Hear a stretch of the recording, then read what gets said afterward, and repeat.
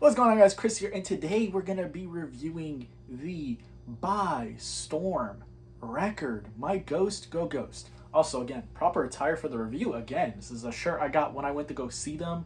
That record I got is signed. We're talking to Richie and Parker. They were both really cool dudes. I have a funny story before we get into the review about Richie is when I bought this shirt, I gave him an extra $5, and I swear to God, he came around the whole venue looking for me just to give me the $5.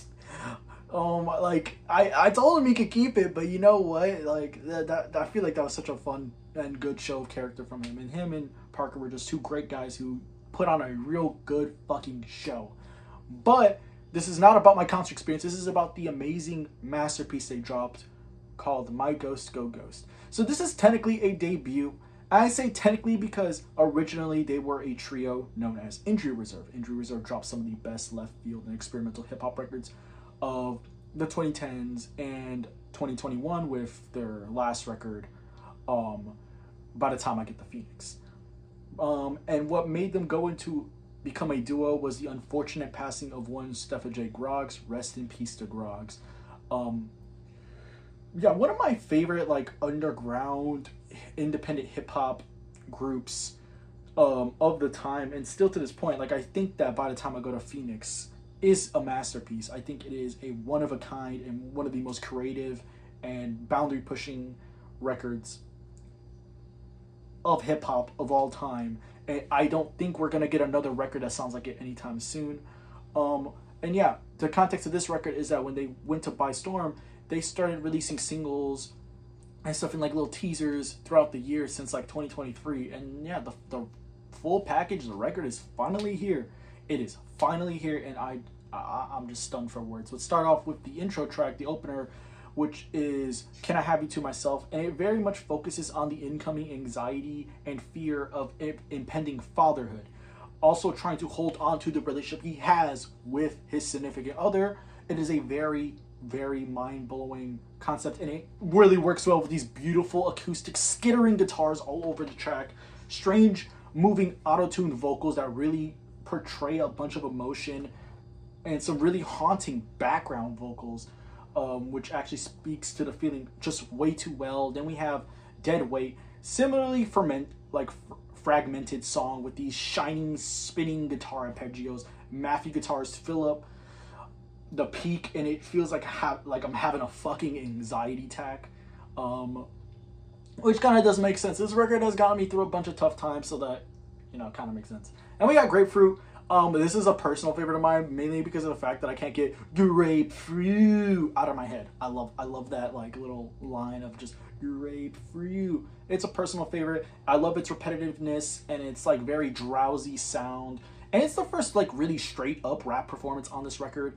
But by the way, this record has just been a very interesting and amazing and fantastic experience so far. It also, just like By the Time, is very fucking unique.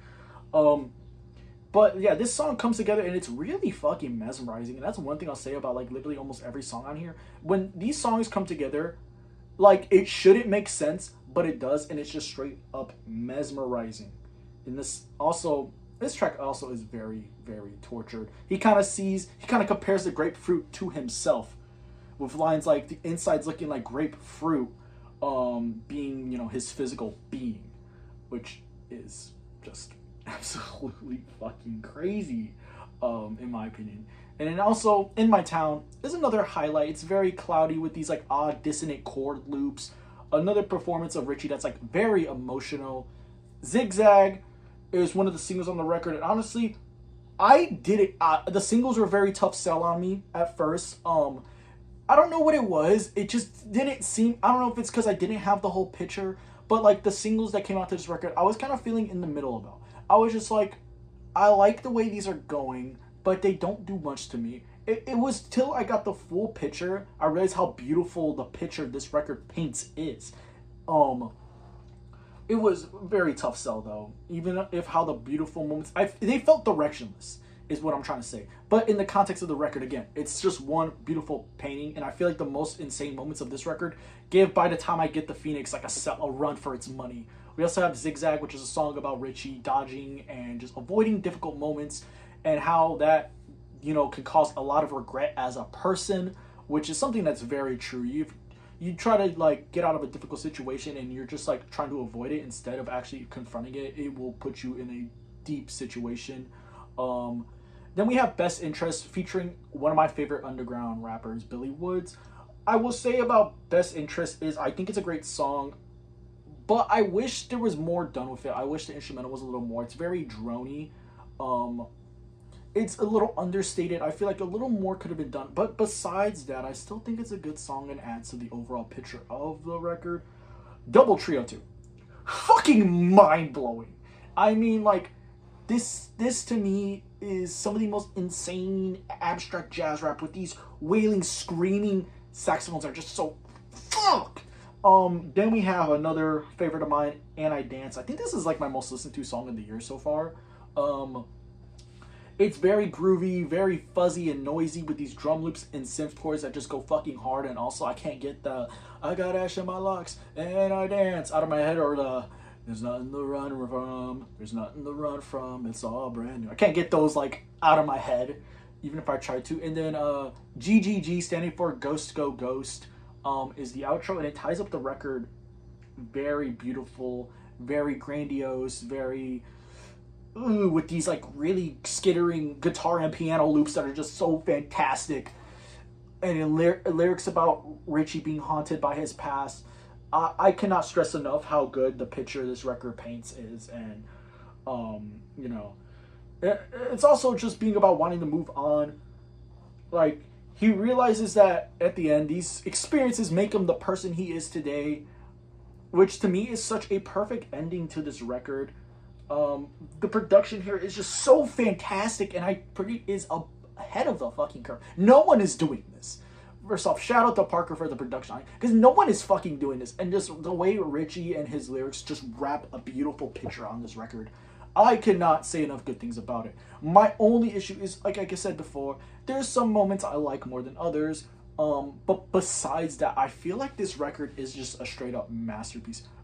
Well, honestly, I'd be very surprised if this doesn't end up being my album of the year.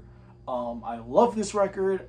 Every single song on it adds to the picture, even if I'm not too into Best Interest. And just, yeah, that's really all I gotta say. I'm feeling a strong 9 on this one. Yeah. So yeah, that's it. Listen to this record. Listen to this record. If you have not done the pleasure, listen to this record.